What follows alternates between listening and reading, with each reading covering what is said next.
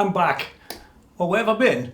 Well, I haven't really been anywhere since the last review of the Pocket PC, which claimed to be reminiscent of the GT-100.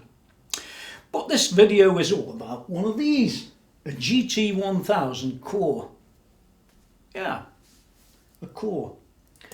And interestingly, if you look at this device from the off, so to speak, you can see that, well, it's very similar to something else. Remember these? Sure you do. Well, it's so similar, it's virtually identical. Well, that is on the size of the case. Yeah, it sort of works with them. But there's only one problem. Yes, those DD500s and the other 2 or 3 pedals that went with it, there was a reverb one and I think some other one, doesn't really matter, I haven't got them. But those pedals are included inside this one. So right from the off, if you've got them pedals, well, you won't need them for long if you buy one of these, which is a bit weird really. So this GT-1000CORE, I mean, it's called a guitar effects processor, but in reality it's more than that. It's an amplifier simulator, and it's got those dreaded IRs in that everybody talks about, and there's millions of them, and you could spend 10 years, well, messing around with. You don't want to be doing that. The point is, they're in there. So is the DD500 and the others. Yeah. So it's offering a lot for, well, it's not that cheap, but for a little. But the claim to fame is that this is a GT1000 that is basically, it's the complete internal processing from a GT1000. That's what it is. But that's not, well, that statement is all the truth, but not quite. Not as we know it. But we'll get into all that later on. I mean, these are usually quite long reviews, and this is no exception. I've got my crib sheet here to spew out some of the things that this talks about, and, well, they talk about. Complete internal tone processing from the GT1000, like it said. Unlimited sound creation with 24 simultaneous effects. Well, it's not unlimited if it's limited to 24, is it? Different amps and series parallel routing options. Unmatched sound quality with a 32-bit ADDA, 32-bit floating point processing and 96 kHz sampling rate. All very good, but it doesn't talk about the processor itself really. AIRD, Augmented Impulse Response Dynamics technology, delivers natural feel and optimized integration with all types of external devices. Well, I believe it will. It includes the classic Boss effects, the vintage stomps, the MDP effects, the algorithms, directly ported, there you go, from the DD500, the MD500 and the RV500. Yeah, ultra fast patch switching and delay carryover, so it's got the trails if you want them. Innovative stomp box feature simplifies using common effects. Well, I wouldn't call it innovative, I'd call it somehow a bit limiting, but we'll come to all this. High resolution tuner, well, 2 send and return loops for external effects, 4 cable method or separate direct outs.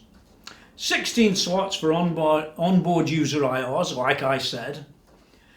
It supports external control via foot switches, expression pedals, USB and TRS MIDI control out functions for switching amp channels. Well, it does. USB audio MIDI interface for computer-based recording and dedicated mode for bass guitar. Well, those are the basic features.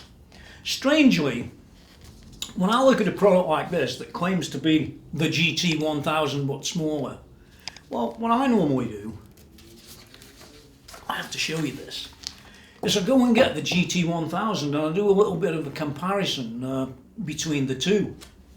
Oh, the GT1000, same page. 1, 4.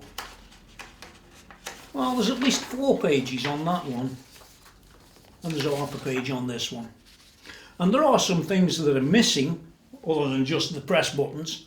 there are some things that are missing off this device compared to the GT-1000, the real deal. If you need to have a device that's tiny, well, good for you, this will probably do the job. We're going to get into such a lot of stuff later and talk about the processor and where that came from and all the rest of it. We're also going to be looking at the controls on the outside as well as looking at what's going on inside. We're also going to look at the software and the control and editing and, you know, Tone Central and all that stuff. And then we're going to have some audio. Yeah, it should all be good actually. I've been looking forward to this one because when I did the GT-1000 review, I have to be honest, it didn't sound very good to me. Now, a lot of water's gone under the bridge since, and you know, they've released lots of updates for the firmware and the algorithms and all the rest of it. So I'm hoping, fingers crossed, that this actually does sound good. Yeah, who knows? We're going to find out. I have watched the odd other review, but they don't go into depths with the hardware at all. They play as they play, and that can be a bit misleading from some people. In this review, you're going to see exactly what you get, what's in there, what works, what doesn't work for me, and so much more. So, let's begin as we mean to get on. Now, the first thing I'm going to do with this, actually, is take the lid off, well, the base in this case, and have a look inside so we can see what this thing's about. And there is a lot to look at, I can tell you. Yeah. Let's go a bit closer and take a look. Well, here we are, up closer, and you can get a good view of the unit. We've got things on this side, we've got things across the back. There's nothing on that side, nothing on the front, and to be honest, nothing underneath. Okay, well, I don't know how far we're going to get, but I've unscrewed all the screws, and I think it basically just lifts off the base like that. The very first time that you've ever seen inside one of these. Okay, well, you can see I've unscrewed the nuts that hold everything in place across the front. I also lifted up a little plastic thing there. And now we should be able to slide this back very, very carefully. And here it is, completely laid bare. We've got the main board over here, which sort of sandwiches itself over the top of everything else. And we've got an I/O board that's just down in there. You'll see a picture on the screen of the I/O board right now. Okay, well, we're going to have to put up with it the way it is, I'm afraid. I can't really get hyper close on this. Maybe a bit closer at this board in a moment. But what we've actually got is we've got a bottom board in this section that looks after all the knobs and the buttons and the rest of it. And of course the screen, which is just down in this area. There's a picture of that on the screen now. Well, not the actual screen, but of the sort of area of the PCB that's underneath that. Behind that we've got another section across here that's got the 3-foot buttons that you press on it. That's the backboard. And of course above that we've got the main processing and computing board with all the I/O at the back there. Note that the I/O is actually on the board, on the main board, and if you do get any problems with these, you might have a bit of trouble because it could be multi-layered maybe, or who knows. It's very difficult to know. It's got the standard Roland BMC chip in it, and I can't quite read the number, although I'll have a try. But it is actually extremely unlikely that this chip number will mean anything to anyone. It all looks like proprietary chips to me. And at the volumes that Roland and Boss make, well, Roland Boss should I say, I can believe that they're custom chips, and thanks very much. So all in all, it's a very compact pedal. the size of the likes of the DD500, for example. And, you know, some of the surface mount on here, I mean, it's tiny stuff, honestly, tiny stuff. If you get any major problem on this, it'll be going back to Roland most likely, because nobody else has got the information. And if that proves to be too expensive, well, fling your armour. But the quality overall inside this is exceptional, absolutely exceptional. And it's what I've come to see with the likes of Roland over and over again. So here's an even closer shot, and note just down at the front there that you've got these two sections of wires. There's one there which is like a thin ribbon type of wire, and this other one that's more like a wired wire, for want of a better word. You'll know what I mean. So you can see the quality of this board. It's absolutely exceptional. And as I said, this will be the first time that anybody's ever showed you that.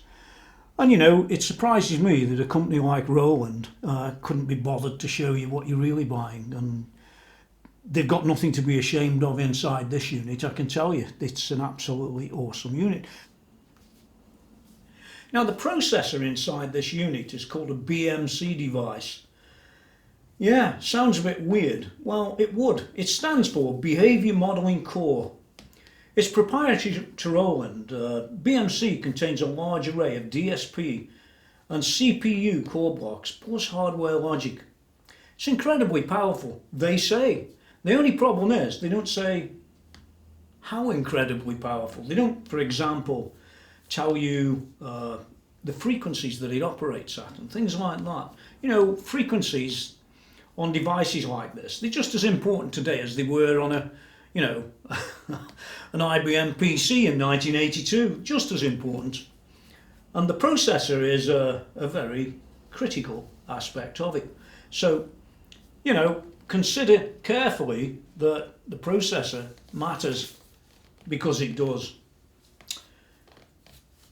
What gives some of it away is the thing about the 24 simultaneous effect blocks, including 2 different amps and numerous series parallel routing options. This unmatched sound quality that's got 32-bit AD and DA, 32-bit floating point processing, and 96 kHz sampling. Well, 96 kHz sampling's an interesting thing. Yeah, but the processor must have a fair bit of power in it to do 24 of these things, simultaneous effects. And well, it might stress the processor. You and I may never know that. But it does achieve it, and so you can have all 24 turned on, whereas with a lot of other products, they don't always do that. Sometimes they'll bottom out to 5 or 6 in. I've seen that happen. The power of the processor relates really to the number of blocks that it can have, but not the actual sound itself. The sound itself is the algorithm, and people could argue that, oh, the algorithm's everything. Well, in reality, it isn't. Because if you can only have 5 blocks instead of 20 blocks, my argument would be that the one with 20 blocks would have a better sound, because it's got more effects and more of this and more of that, whereas yours with 5 on hasn't. Anyway, enough about the processor. Okay, well, you'll have to excuse the light shining on it there, I'm afraid, because it's quite difficult to manipulate this unit around with all the boards dangling and that sort of thing, you know. But I did want to show you this other part. Now, that backboard there is the part that's got all the switches on. No, it isn't. It's the one that's got all the knobs on, not the switches. That's the switches. So this is like a control board. And it also has the other side of where my pointer is now, the screen, which is over there. Above that is this other daughter board, as you can see here, that's got MIDI on it and 1 or 2 other bits and pieces on there, I/O. And then we've got that board I was telling you about earlier on that's actually got the 3-foot switches on. And I did want to show you just the other side of the main processing board when it's been fitted back in. All them I/O connectors are out the back here. This is the front of the unit, and that's how it fastens back in. So you have to take all those nuts and bolts off. Well, all them nuts and washers. You have to watch for the washers, there's millions of them. And you have to press this in and out, and be careful with these. Yeah, apart from that, all pretty simple. And here's where all them nuts and washers all fit back in place. And one of the things, when you're putting this back together, you have one of these sort of plastic spacers that just fits over that jack on the end, which is basically the control 4 and 5 expansion 2. And there's a nice shot of the unit after it had been put back together. Yeah, some very nice control knobs. And don't forget these are all pressable, as those are indeed. And these are not the click type either, these are the sort of, well, they call them noise free, but I don't think they are. Yeah, so we've got a pile of controls around the front, and we'll be covering that next actually. The front, the top, the sides, the back, and then we'll move on from there and get down to a bit of music and sounds and, you know, the editor and all the rest of it. Well, that didn't take too long, did it? I hope you got a good insight into what's going on inside this little device, and yeah, it's a really well made device, but it ought to be for the price, and we'll come to that later. So what next? Well, I want to go down and have a run across all these IOs, show you what's going on. Okay, well, do remember this is just a sort of general guide as to what's floating around on the back, which a lot of people don't seem to show in their reviews. On the input side, we've got a right mono and a left, which is a bit weird having a right mono. It's usually left mono, isn't it? Anyway, it doesn't really matter. There's the inputs. We've got a ground screw in case you're getting ground problems, where you can whip off the ground. We've got a send and return 1 and a send and return 2, so there's 2 loops that I mentioned earlier. On the output side, we've got stereo again. We've got right mono, or right and left, or left phones, so you can put some headphones in there, or you can stereo it, or you can mono it, so all nice and simple. We've got a control 2 and 3 and an expression pedal, so we could put some other control in there, or expression pedal. Okay, well, here we are around the side. Yeah, all interesting and exciting. Let's start from this end and go as we mean to proceed. Well, you've got a micro USB.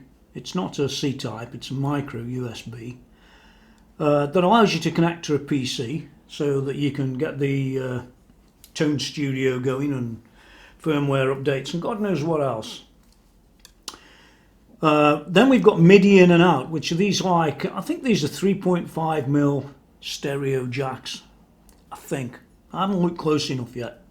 Now, if you can't get cables for them, guess what? Yeah, Roland Boss make them.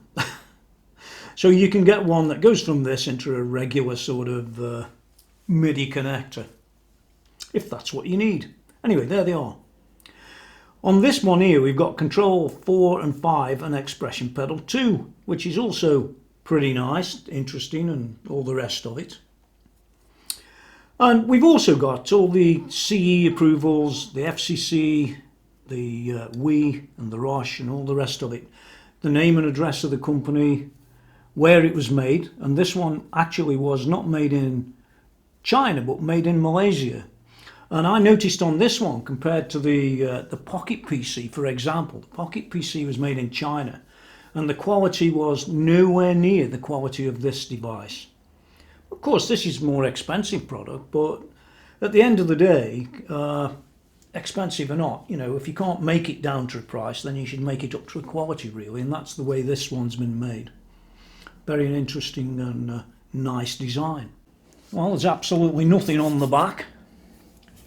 There's nothing on the other side, as you can see. And I think the only other thing I missed around the back is this is where your DCN is. And it uses a PSB-1U Roland adapter. And we'll come back to that later. Okay, quick look around the front. I won't bore you too much with all of this. They're all pretty standard these days by the look of them, but just in case, you know, you've got somebody who's never seen one before. Well, we've got, let's start as we need to proceed. We've got 3 buttons across here. If you press those 2, you'll end up with a tuner. And if you press these 2, you can end up with, well, 3 separate things on these pedals that you might not have had before. Changes the thing around a little bit. We've got a screen here. We've got 5 control knobs. Those vary depending on what you're doing on that screen, if you're controlling it down here or not. But in any case, that's what they are. And you can also, notice, press them. And they don't have a line on them to say where they are, because they're one of those continuous type of controllers.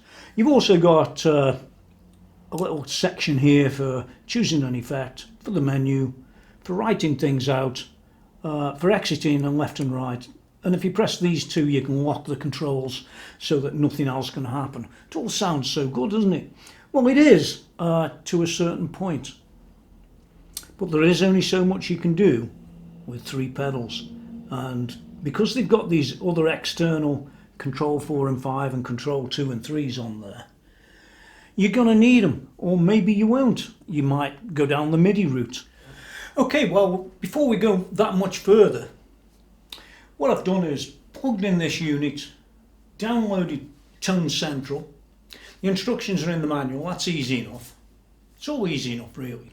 But one of the first things I wanted to do before I did anything else was to actually just simply back up the unit with all the factory patches and all the rest, rather than having to go through factory resets later on. Makes sense to me. And of course you can pull in and out different patches and stuff like that later if you need to. The only problem is it takes about 15 minutes to do it. Why they never came up with a USB-C connector is absolutely beyond me. Yeah. So the next thing we're going to do after this, once I've done my little bit here with the backup, which won't be long, is to do a firmware upgrade from version 1 to version 1.1. Yeah. Which is essential to do because version 1 has lots of problems. And this is an early unit. So, when you first get one of these, the first thing you want to do is to check the version on the Boss website of the firmware, and then check on this to make sure it's the latest version. And you do that simply by holding the exit button down and turning this on, and you should see, with a better look, version 1. Well, mine says version 1, yours will say whatever it says. Now I know that I need to update that, and then we simply set it up so that it can receive a file. Obviously it's got to be plugged into your computer. You hold the right button down and plug this finicky little power connector in, and you heard my computer turn on there, and basically you see this unit as another drive on your PC. And I'm looking at it now, and all I need to do is copy the file to the unit, yeah, and then we just disconnect the cable. That sounds like a plan. Disconnect the cable, it says. Execute update, you can see on the screen. Press the right button to execute, and there it goes. Okay, well, it's hopping through these versions here. We're on 4 out of 5 now, and anytime soon it should tell you that it's updated, which is obviously important to get right. By the way, you definitely don't want to be turning this off when it's doing this update, because if you do, you can damage the unit and send back her armour, I think. And there you go, updating. All you do is turn the unit off. Well, you can't turn it off, that's what's annoying. You've got to unplug it like this, and then plug it back in like so, and then you should be version 1.1. I saw it if you didn't. There now, that wasn't too bad, was it? Of course not, but it's an essential thing that you need to be doing when you're first buying one of these and plugging it in and doing all that stuff. It's covered easily enough in the manual, so you won't have any trouble, will you? No, of course not, especially if you bought one of these. Now then, the fact of the matter is, from this point onwards, we can go and have a look at Tone Central, which I've downloaded and installed on my laptop. You can put it on your PC or on your Mac, by the way. Yeah, they cater for obsolete equipment. Well, anyway, here's the PC, and we're doing it on that, and we're going to zoom in and take a look at the Tone Central and the editor and all the rest of it that we can come into this unit and you know, mess around with, really.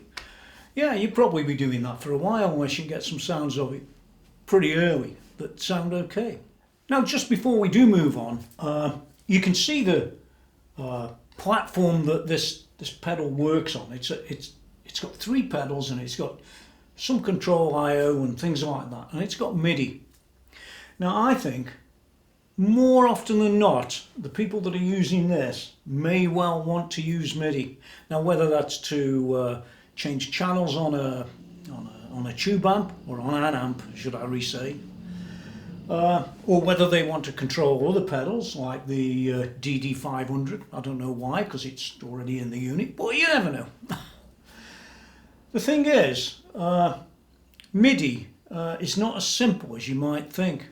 In particular on this unit, the manual's a bit of an, well, I won't use the wrong words, it's a bit of a not very good. Let's call it that. In fact, it's 39 pages long, give or take a page. And it's not the sort of a page that you might think. But I can tell you now, all 39 pages of it are not simple. This is the old style of MIDI manual, and I'm telling you now, because Roland were one of the people that were involved in the invention of MIDI, or the standard of MIDI. Yeah, it covers absolutely page after, honestly, page after page of settings. It's something that you will not want to be going through, but you're going to have to. Well, maybe, depends what level of control you want. Remember, Tone Central and its editor can do a lot of stuff to start off with. But there's another manual as well that I think you should be printing out, because I think it's quite important.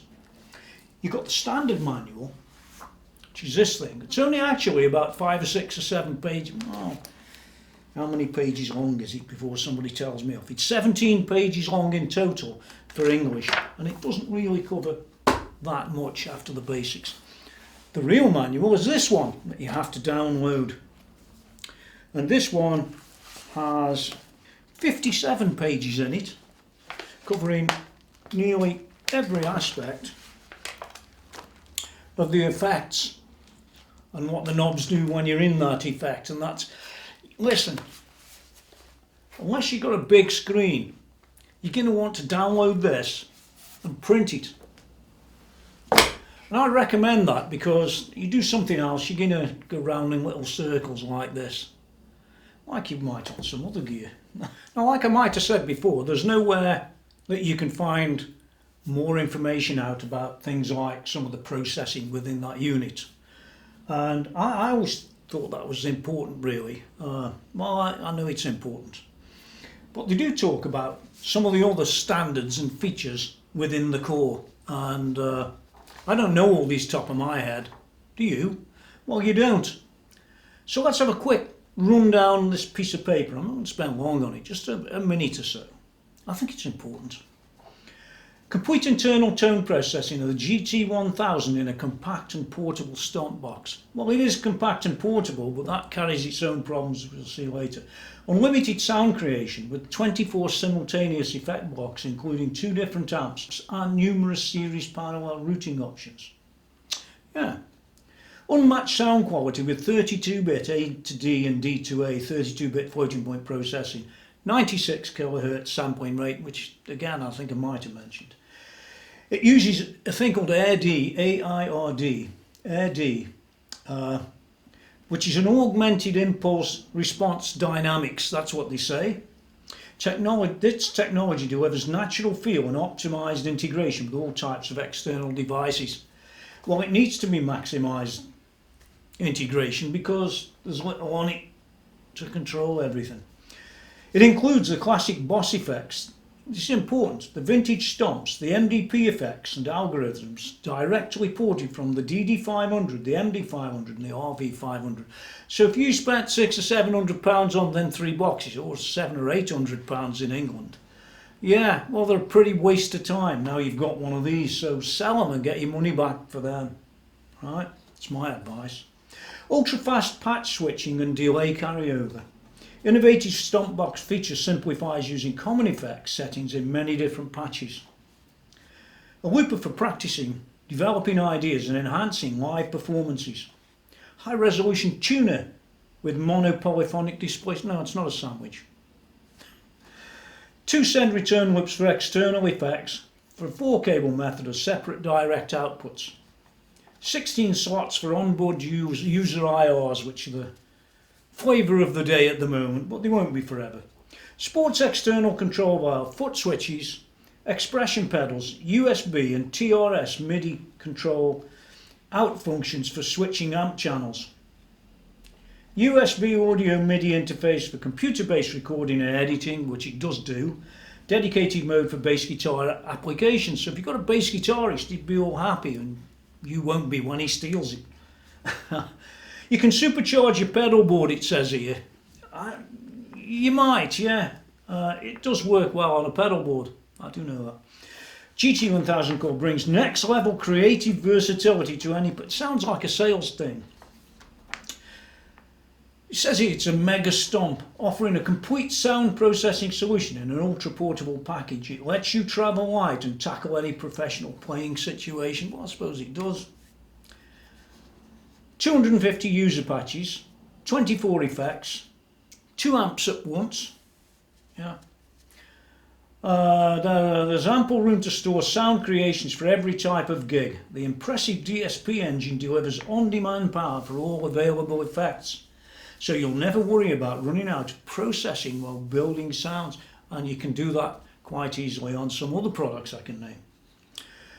The hub of your home studio, they say. GT-1000CORE is a perfect companion to recording and playing at home. It's a multi-channel USB audio MIDI interface for flexible door production, and on it goes, and reamping and all that stuff. Is there anything else? Oh my god, yes there is. Yeah. The GT-1000CORE AirD, a revolution in digital amp processing, they say. It harnesses Boss's breakthrough AirD technology for a new level of performance, flexibility and usability. AirD is an evolution of the comprehensive tube logic concept. And by the way, they can hook it into Katana, Waza, Blues Cube amps and all sorts of other tube amps, and they've got specific settings for each one of those.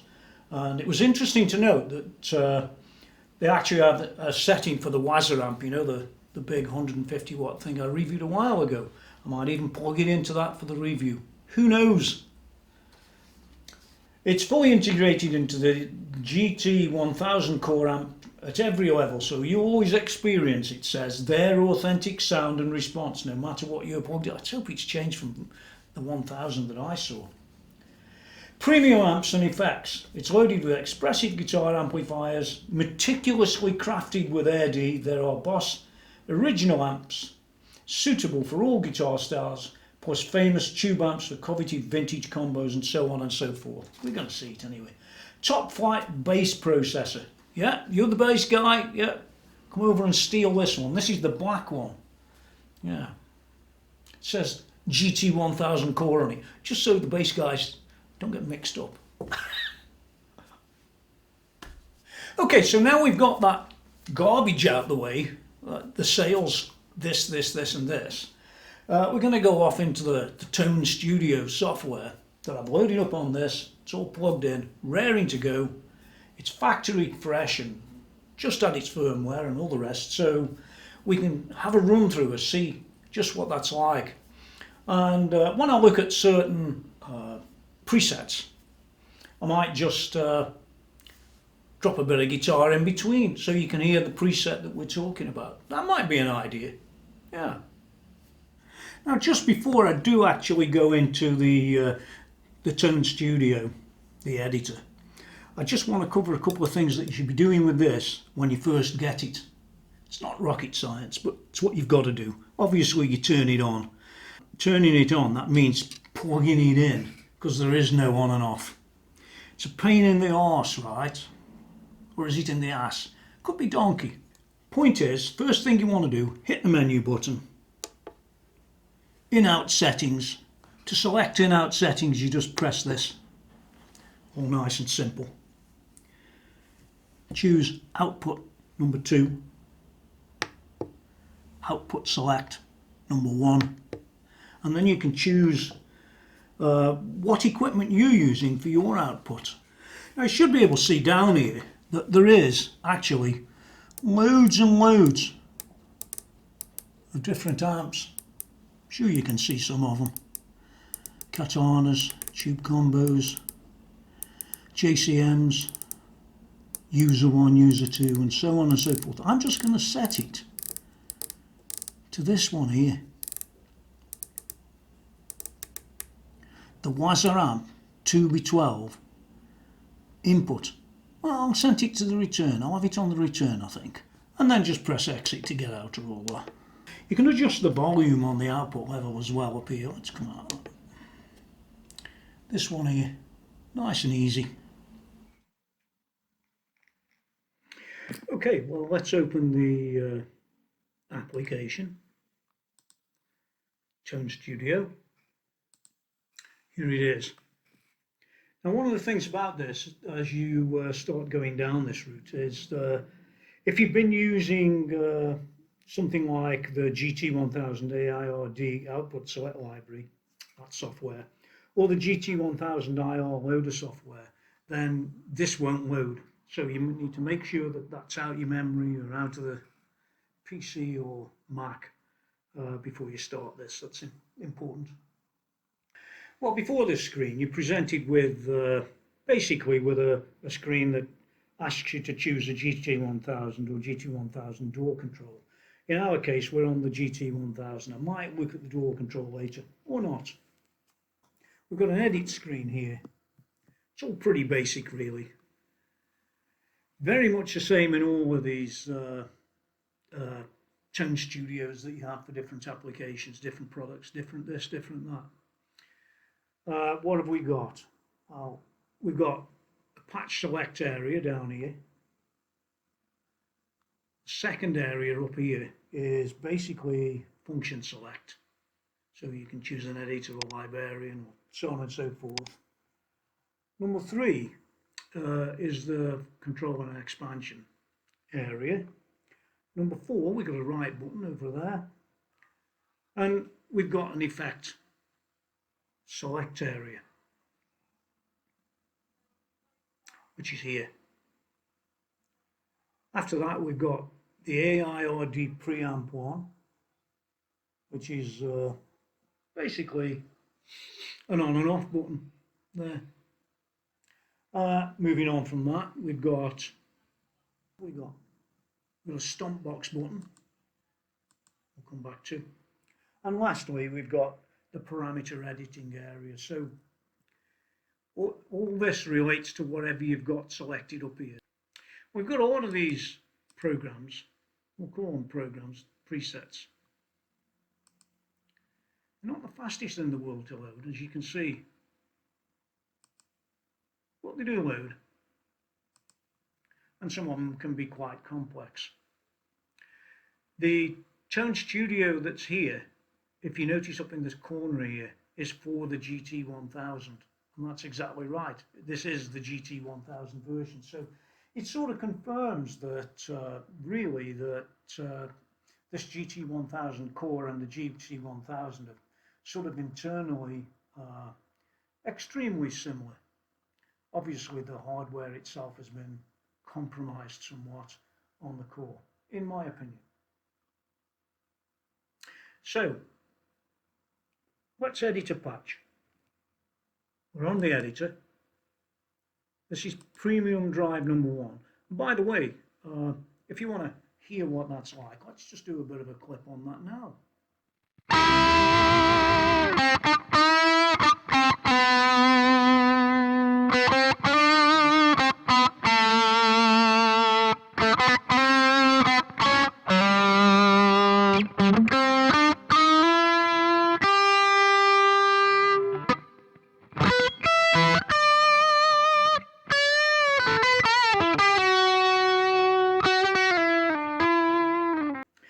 Okay, well, let's take a look at this particular patch, this one you've just heard, Premium Drive. There's the amp. In fact, this one's got 2 amps, and you can see that it's sort of split with this divider. We have a divider and a mixer, and that can allow for sort of 2 paths, if you will. Well, let's have a look at the amp. Let's click the amp. It'll wake up eventually. Here it is. And we can choose a number of different amps, depending what you're trying to do. If you were building this up from scratch, you know, go for what you like. There's enough of them. In here I've got some bass ones, and I don't know, there's 20 or 30 to begin on with. I'm not going to change it because no real point. Let's have a look at amp 2. It appears to be the same as well, but it could be any of these others. We've got a distortion that's turned on, and here are the parameters down below, and it's all very simple to just move these around to whatever you fancy. I'm not going to go all day with this sort of stuff because I don't really want to be a tutor of Tone Studio forever. But you know, you can see that it's reasonably easy to move stuff around, and take that EQ. If I wanted to move that further around, I can just, you can see where it's going to go from that little red line. For now I won't move it, but you get the idea. And we can look at the controls for this control or expansion I/O and set them all up in this area. Once you start messing around, you could be here for hours. The point is, you're not going to be here for hours because I'm not going to go and do it. Just want to show you a few different little things that we can sort of look at. You can see there, we can have it as dual or single. So you could set this root up down here as this one, or you can set it down here as both, which is useful. I know it's useful because I've been there before. Look at a few more down here. Okay, this one's modern LDCL, which we'll be doing a little sample of now.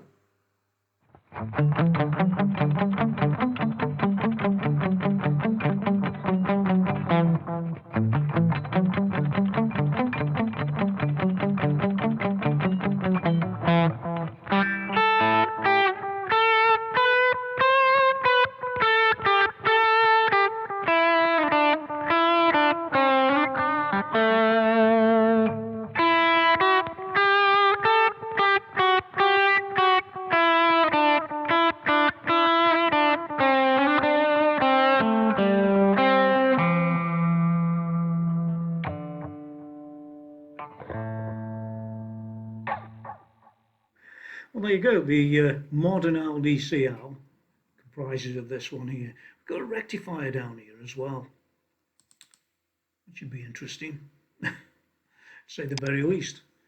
Well, what can I say? Not a lot, but there it is. You can faff around forevermore with these things, and I don't tend to do that myself because I'd be here forever, like on certain other equipment that I could name rather than bother with. But the rectifier 57, yeah, well, this is what this sounds like, and I thought it was reasonable.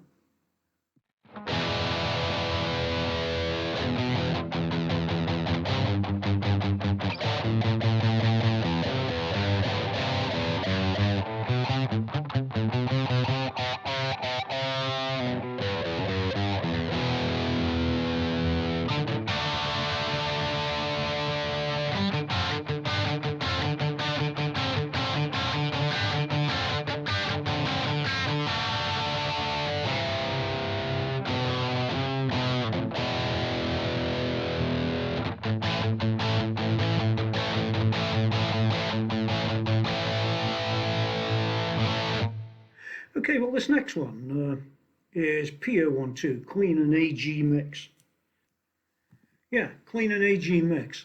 And you can see this comprises of a couple of things. This is a dual one, and we've got certain things turned on and turned off, so you get an idea of the sort of makeup. Well, we could still get back in there and have a look at all that stuff, but more trouble than it's worth. Anyway, the Queen and AG mix sounds a bit like this.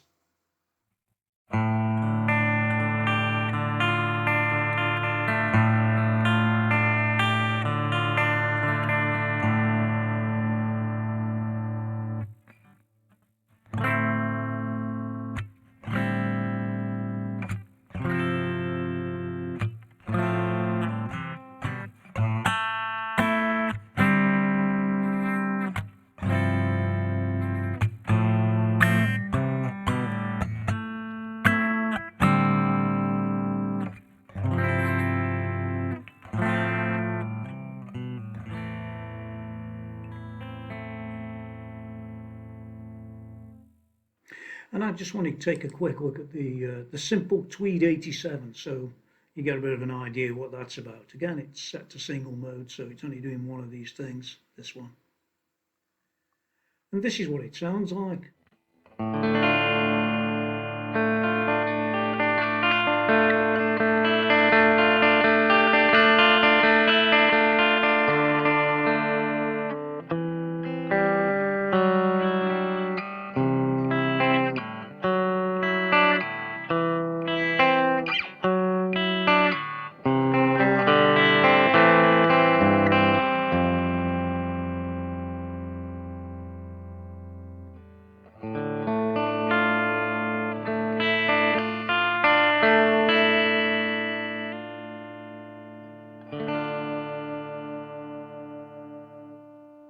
What I want to do is whiz down here to this wild stereo. Now, your guess is as good as mine what that's going to be like. Let's have a look. Yeah, something a bit different. What we got here? Yeah, it's dual and it's doing whatever it does. Yeah, so let's have a listen how that sounds.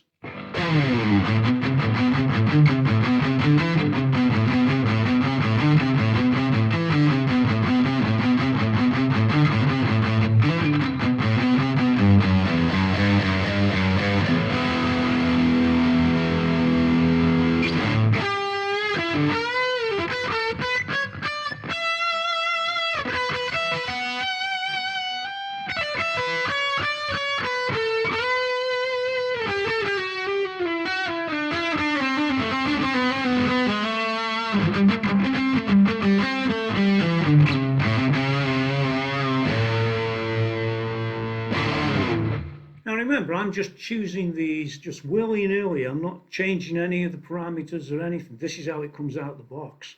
So whatever you're hearing, that's how it comes out of the box.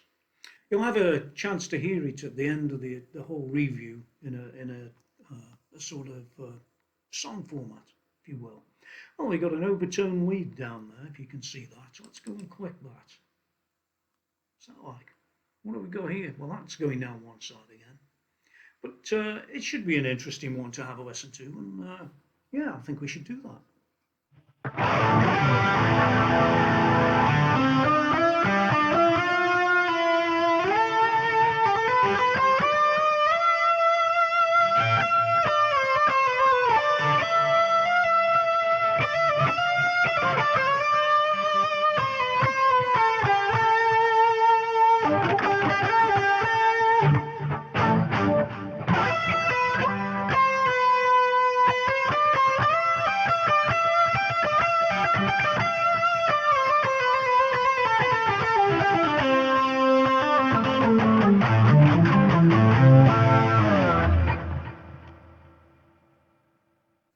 Now remember, I am choosing all this stuff completely randomly. It's just multiple effects.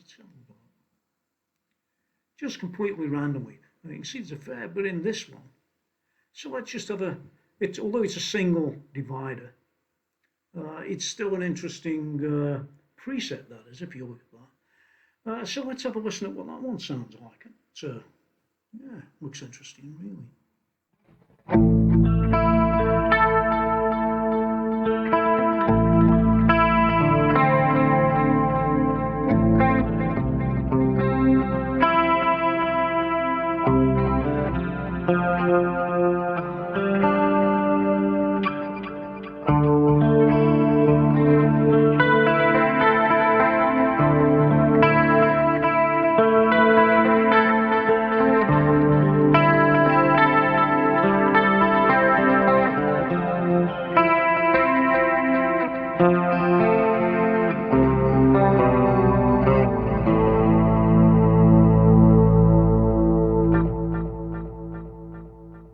Okay, well, let's carry on down and have a look at this one here. Panning. Oh, I didn't want that one. I think I'll opt for this one. Prime Shimmer.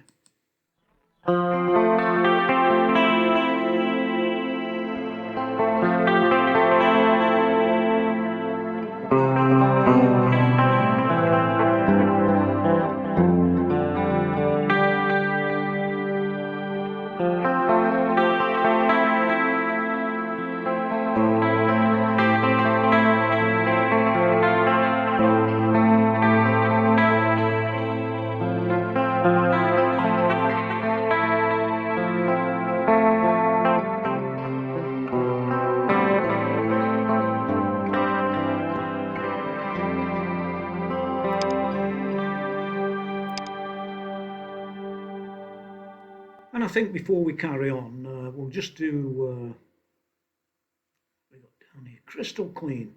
Yeah, I like to have a look at the odd clean now and then. They're always very good. They're always exceptionally good, these type of products on clean. You'll notice yourself.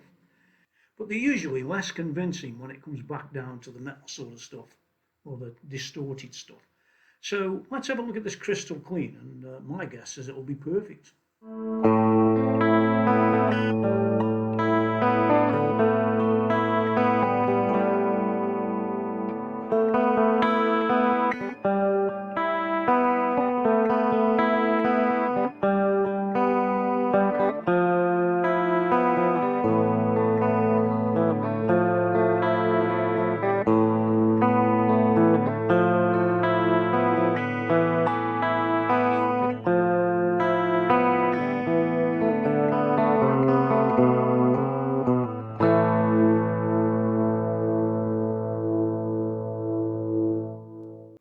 Okay, well that's enough of the editor area. I think we could spend all day faffing around. If you wanted to write something out, by the way, you'd just write it there, or you can clear it here, or so on and so forth. I don't want to get any of that, but let's carry on along a bit. Back from this top selection area and move on to the Librarian, which normally you have these things called live sets in there. Well, what's a live set about? Well, a live set, if you think about a live set as being like a set list, that's a good way of putting things. Or a preset list, that's how I always think of them. Now, I'm not going to make any, I've done all this stuff before. I've created live sets and all the rest. I'm just telling you that it's there because there's none, actually on the unit. There's no way of being able to go up and down a bank. So if you think of them almost like a bank, that's got all the tunes in or the presets in that you might want to use, that's a good way of thinking of things. Now the next thing along is probably one of the most important things where you're going to have a lot of fun, I guess. This bit here, this tone central. And if we click that, you'll see it whiz off to the internet. You've got to be connected to the internet, of course. If you're not, you're going nowhere. But here we are. An amp starter collection. So what we're able to do with this is you can see there's a load of live sets, a load of patches, a load of all sorts of different things you can pull down in here. But you can have a listen to them as well. And I don't think this will sound very good as it is, but natural amp. Here we go. Yeah, I wouldn't worry about it. It's just the way this is set up. But you can do that. If we click on the amp starter, shows you everything about it, like I said. It's changed a little bit since I was last inside this, by the way. But I can add it. Add it to the unit if I want. I'm not going to. GT-1000 Guitar Heroes, I think, was here last time I came along. Let's have a look, maybe. The point is, you can see there's millions of these patches and there's millions of these live sets. Well, I'll say millions, quite a lot of them, let's put it that way. Rock legends, you name it. I'd play you some, but they don't seem to have the settings that I've got set up. Not to worry about that. I'm sure you'll have fun playing around yourself with all this stuff. Yeah, enter Sandman, it says there, exit light. Yeah, well, yeah, there you go. So, lots to go and look at, lots of collections and things you can download, all this stuff. And you could be here for hours or days or weeks or months, which you could well be. I will never do that. I couldn't get on with sitting there all day. Put the odd one down, modify it up a bit, metal rock patches. It all sounds good, doesn't it? Here we are. We've got the guy there showing you. And then, yeah, it's all here. What he does, which live set. And I suppose you could have a lesson. I wonder if that'll play. Okay, well, it's all interesting, of course, but the name of the game isn't to sit in this all day. It's just to show you a bit of an idea of what's there. So let's move along to the tuner. There it is. If you were plugged in right now, you can set your tuning up. Poly tuning, mono tuning, pitch, output, muted on this one. Yeah, all nice and simple. Bass mode off or on, yeah. Turn that on, now we can tune our bass. It's all good stuff, really. Move along further, we've got the menu. Now in this menu, there's a lot of stuff that you can set up, and you can see it could go on for a while. Okay, well, I am going to just go through a few bits and pieces on this. It doesn't really harp on too much in the little Boss Tone Studio manual, but that's like everything else, I guess. Knob settings, what each knob does, you can choose, well, knob 1 for this particular setting, the Eddie Preamp 1, is the gain. And we choose what we want it to be. You might want to change it to sag. For example, no, I want it to be gain. There's the gain gone. There it is. Yeah, so nice and easy to set those control knobs across the front of the screen. That's what those are. Those 5 knobs we looked at before. Moving down a bit, we've got this input setting. Well, there it is, init 01. So that's its input. That's where you set the volume, the input level. And we've got an output level as well. This one's set for the Wazaramp 2B12 return that I chose earlier, remember.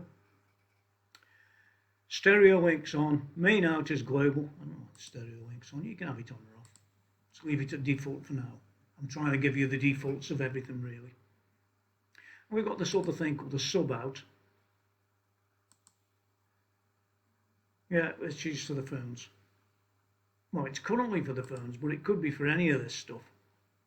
You see it all down here. You could send it to a lot of places. You could have a different sub out that's set up completely different.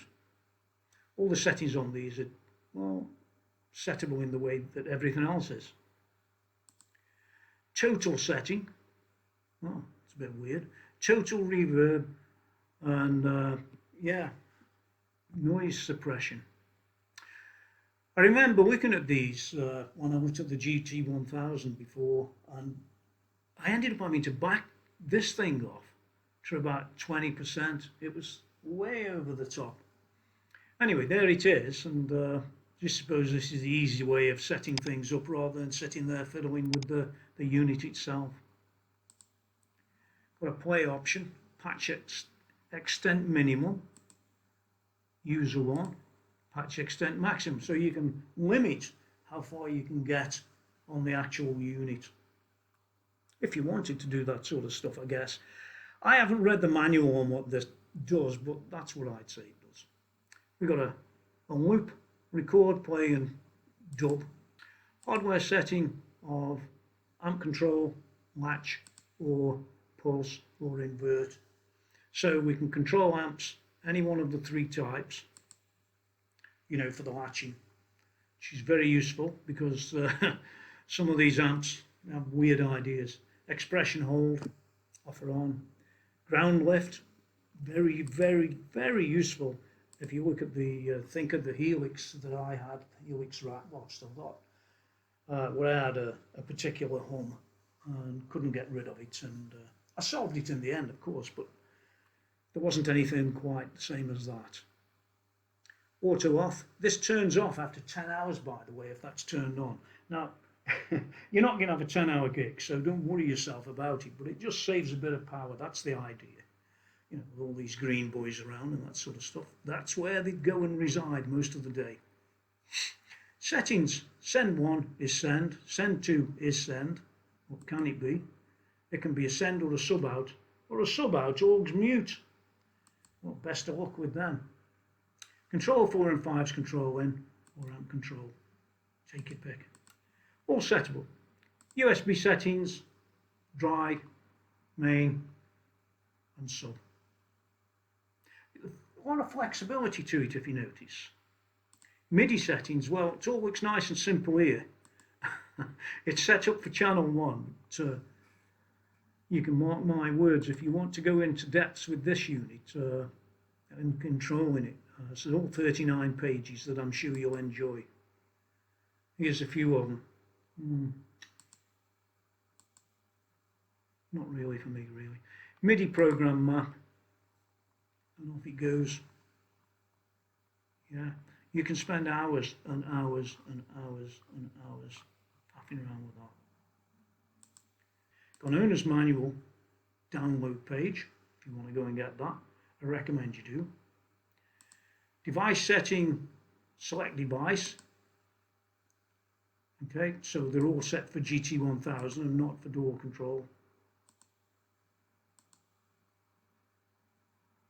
Oh, I could write it on a GS wavetable synth. No thanks. What version we're on? 3.1.3. The software is all there with its different versions, and this is all the people that are involved in it and all the rest. All data backup. This is maybe where I did. Yeah, there it is. It took about 18 minutes to back that up, and 4,765 kilobytes, 4 meg. Yeah, not really that big, but it did take a long time to do it. Now it's pretty clear that I could spend all day faffing around with this. Mean and clean. Oh, very nice. Octo-fuzz neck pickup. On the go. There really is a whole pile of these, and a light chorus. Yeah, there we go. Get an idea of them. Some of them can be very, very complex.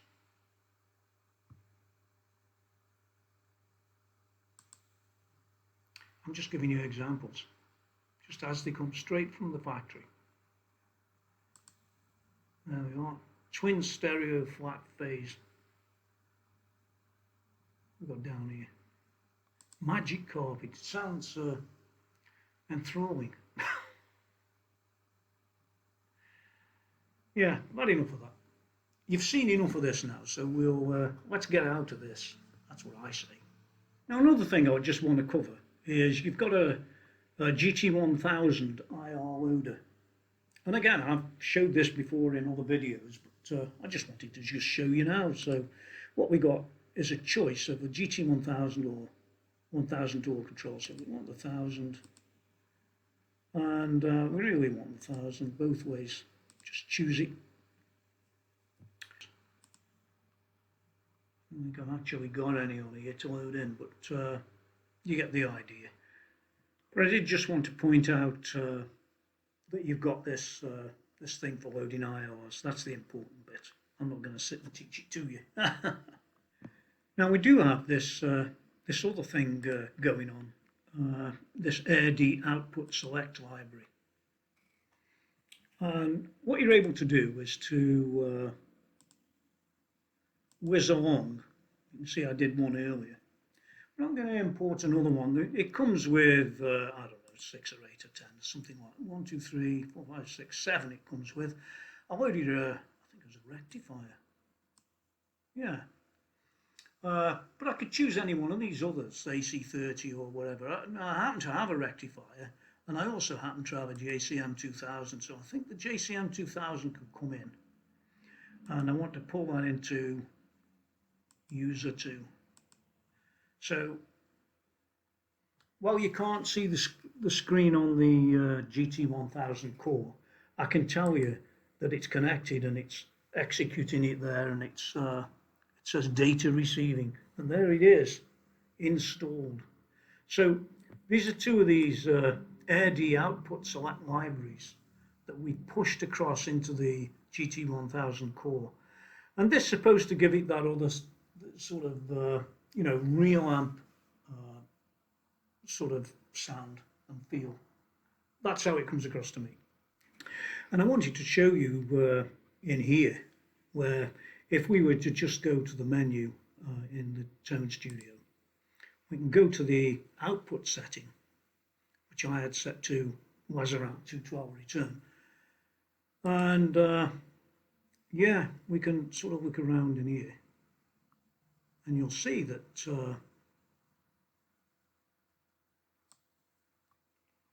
there's the rectifier, and there's the 2000, and those are the two I think that I pulled in. So you can faff around with them until you go blue in the face. Best of luck with all of that. Put mine back on the WASA 2B12 return. Now, of course, one of the problems is with a device like this that you're always going to have control issues. It's one of the areas where I think they've taken it to be something that it really wasn't, a GT-1000 with all those extra controls, and they've shut it down into being something like one of these, and them are okay in their own way, the GT500. But when you've got this much product in such a small box with a lack of control. Now, for example, you could use a MIDI device to control it. It's got MIDI on it. Yeah, I think that'll work a treat. The perfect answer for that product, the GT-1000. Or for any other MIDI device, I might add. Yeah, awesome piece of gear. And of course you can also take the nice cheap control pedals, expression pedals. I think these cost about 15 quid or less, something like that. They are what they are, but I've had these for years and they last forever. Or you can go and buy, scarily, all of the Roland pedals, and there's a whole bunch of them that Roland talk about. In fact, there's so many of them I had to print them out. Let's just run down them. Now, what I want you to do in the meantime is just whip on the internet and get the price of each one of these pedals. Yeah, and add them up. We've got the FS5U 5L, it's a foot switch. It's a double metal foot switch in latching and unlatching types. Yeah, double switch. That's one. We've got an FS6, and that's a dual foot switch. It's got two switches in one. Boss's FS6 combines latch and momentary type switching. That's another one, FS6. Then we've got an FS7, and that's a dual foot switch too, and that's compact, multifunctional, dual foot switch for remote control of effects pedals, and yeah, so we got that one. Next one we got's an EV5 expression pedal. Remember expression pedal, I just had the other one out. Durable expression pedal for use with keyboards or other expression compatible instruments to control a range of functions. Yeah, just like the GT-1000CORE there. Then we've got the EV30, which is a dual expression pedal, smooth and precise. Yeah, that's nice. And then we've got the FV500H / 500L. That's a volume pedal, and we can tank. It says tank tough. Fancy that. Tank tough die-cast volume pedals with high-low impedance. Well, if you've added all them up, you've got a problem, right? And even if you took my Rocktron MIDI Raider that's down there on the floor, Or even the little expression pedal. The MIDI Raider's a good example because they're all sort of like that out there. Or any of those Roland pedals, and put them all together and connect them all up to this. It costs more than a GT-1000. Who come up with that one? But I suppose there has to be some trade-offs, right? Well, part of the problem is this. Financially, if you need the control, I don't think that makes that much sense. I think its biggest problem is it's cut back. And remember, it's £600 in the UK, £599. I'm not sure what it is abroad, but I think for about £850, give or take, you can buy the GT-1000. So we've got £250 to play with. You could take the MIDI Raider on the floor down there and you could spend some time fixing that, making it all work with the special cables and the rest. Or you could take all of the Roland pedals that they have on offer, and by God there's a few, and I don't think you'll be that much better off, because what you've also got a bit of a problem with is you've made yourself a nice little unit, but then you've got all the pedals to go with it that turn it back into a GT-1000. It doesn't sort of quite make the same sense as a GT-1000, does it? What's your opinion? Put down there what you think. Now, I'm not saying you couldn't use this on a floor pedal situation. You could, but do remember that you still have these other limitations, and it's all that faffing around. Why don't you just buy the GT-1000? It's got it all in. Doesn't add up. Another thing I thought was a little bit, well, it's not extreme unless you own these. And if you own the DD500 or the other two that match it, then you might feel a bit peeved, especially if you wanted really to have it in one unit like that, all three of these and more in one little unit like that. I think these were about £270, £280 each. Well, let's call them 200, so three of them's equal to one of them, which it isn't. They still cost more than that. And yeah, you don't get as much out of these three with all that real estate as you do out of that little box there. But you could use one of these, I suppose. It's got MIDI out, and you could... No, I don't think you could. The truth is, I could harp on for hours about this little unit here, this GT-1000CORE. It's so well made. It sounds okay, don't get me wrong on that either. It sounds okay, and I think for its £600, I think it's pretty good. It meets the requirements of what Roland wanted it to meet. But whether those are the requirements of what you want it to meet is another story, and I think that when you see all the reviews out there about this pedal, none of them really talk about these sort of things, the controllability and that sort of stuff. They all sort of glaze over everything, play well, but they're great musicians, but they don't actually get across to you some of the problem points that are clearly there by purely from being in such a small footprint as this GT-1000CORE is. In fact, I don't think I've heard anybody actually mention that anywhere. And they've certainly never showed you anything about inside. Well, that's nothing to be not proud of. Really well made. So, what do I like? What's good about it? Well, I like the build quality. I like the fact that it's made in Malaysia rather than in China, where the Pocket PC last one I looked at was pretty cheap and nasty on its build quality. This one is flawless, absolutely flawless. It's really good quality. What else do I like? I like that it's got 250 presets. Yeah, that's a huge amount. Yeah, I thought that was really, really nice. What else do I like? I like the sounds. Well, some of them, most of them.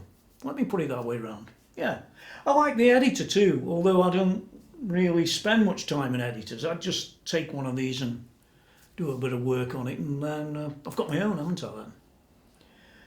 I think the IRs are another thing. It's sort of like half a job add-on. You can put them in there, but it's sort of half a job add-on where they could have had all that integrated in other ways rather than these separate little programs. They're a bit iffy, for want of a better word. And the AirD program, that was another similarity. It was a bit funny for the user ones, you know. Disliked. Well, I actually hated it.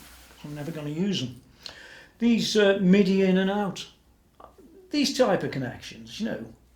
Yeah, well, they've cut back and cut back and cut back until you can't actually fit a 5-pin DIN on there.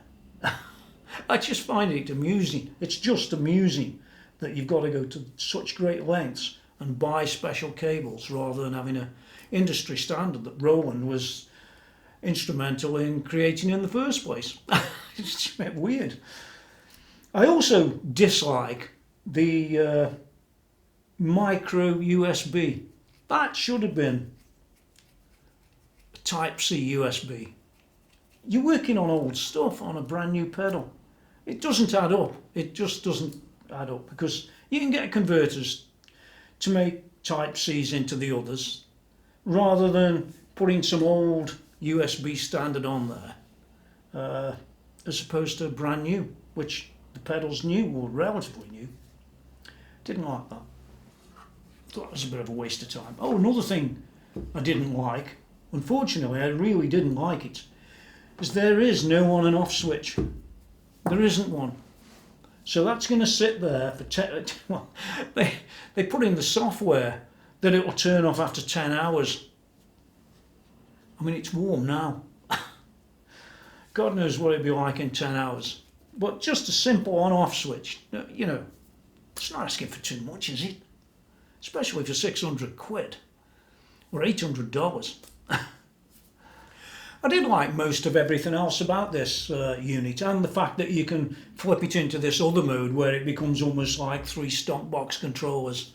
That's pretty good. I'm not sure whether I showed you that. I don't think I did, but it's just the flick of a button, and it's in the stomp box mode type of thing.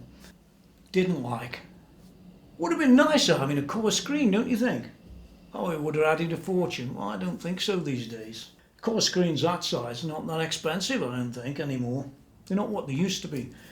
But nice product overall. By the way, while I'm on the subject of likes or dislikes, I did like the fact that it comes with a decent... Oh, it's still powered. How can that be? Go figure. Yeah, it comes with a decent power supply. I think this is a 9 volt. Yeah, it's 9 volt, 2 amp. Just for your own information. And that's the electricity off me. Comes with it, in the box. I like that. So let's come down to score. I've played it, I've messed around inside, I've had the software out, I've printed every manual under the sun, I've ran every piece of software. What do I think about it? I think it's really well made. That's what I think. I think it's got some great tones in it, some great effects too. If you don't like the amp, you can always use it as an effects unit. I suppose one of them's the same price as 3 of these, and you can have, when you've got one of these, they take up 3 times the space as one of them. So I guess the real estate, well, that's a better choice. And even if you don't like the simulators of the amps and the rest of it, you could turn all them simulators off and have just the effects. I do that all the time on the Helix. I don't tend to have the simulated amps running particularly, for no reason other than I'm surrounded by amps. I prefer to have a real sound. So it's got its uses, it's got its shortcomings as well. It's got all that stuff that I've talked about and talked about and talked about. And I would give this, being fair to the product, I'd give it about a 7. Yeah, I wouldn't give it less than 7, but I wouldn't really want to give it more than that. Even if you was going to use it on your floor pedal for nothing else, I would still only give it a 7 because of the compromises in the control. I think they're enough to affect the product. Yeah, it's a bit of a pity, that is. Now listen, if you think I'm wrong, if you think it's worth 10 out of 10, say so. That's great. If you think it's worth 1 out of 10, say so. If you're the maker of the Rocktron MIDI radios, you should start making them again.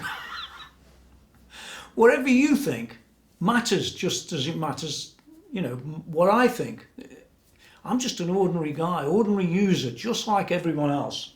There's some great reviews out there, but they don't tell it the way that it is. They tell it the way that they want to make you buy it. I'm not trying to make you buy it, I'm just telling you what my version was like. I think it's not bad. It's not bad, you know. Well, you're going to hear it anytime soon, and in a musical track, as opposed to just the you know, the bit of faffing around that we've covered so far. And yeah, I want to get a few tones across. Not all of them. I'll be here forever. Here I am sitting here on a Sunday. It's something like, I think it's the 1st of November today. It could be. All goes blurry after a while, doesn't it? But the fact is, where I live, it's all going to be locked down again, but for a month. What can I say? Yeah, I could get bored. I could get bored being at home for a month. Yeah, and so could you. But the point is, I'll be safe, I think. You, on the other hand, think about it. Until next time,